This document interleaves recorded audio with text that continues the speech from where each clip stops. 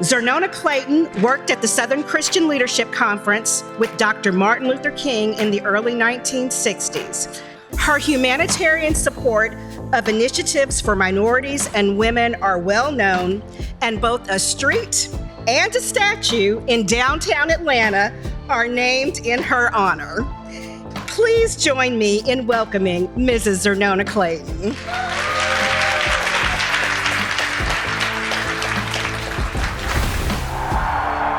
Where were you during that famous speech, and how did it further empower your efforts toward social reform? You probably have heard, as I have heard, 100 people who said they wrote that speech.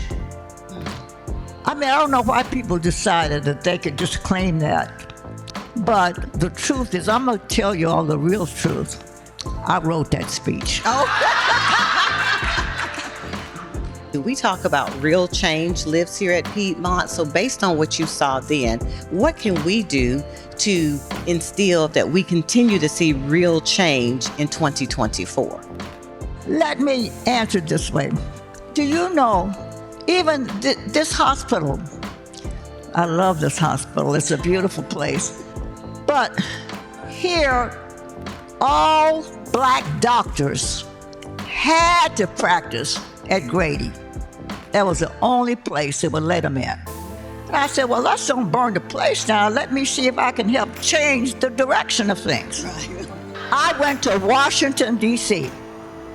and met with President Johnson because he's a friend of Dr. King's. And I said, I understand you and Dr. King are good friends, so you must be a good guy. But I wrote you a letter and you didn't even answer it, so that made me mad. So I'm here now in person. So ask you a question. How can you give Emory University all of this money, give very little to Grady, and they got black people who are sick?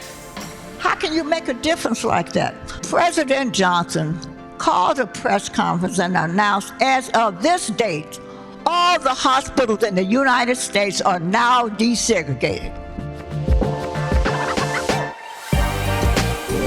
You've got to try your hand at making change.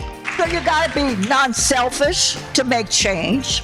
You gotta be bold to make change. You gotta be patient to make change. And then you wait for the change because it will come. What do you want your legacy to be? What do you want to be remembered for, 40 or 50 years from now when you're no longer here with us on this earth? My message would be, keep trying to make change. When people are hungry, feed them. When they're homeless, house them. When there's prejudice, change their hearts. Don't kill them.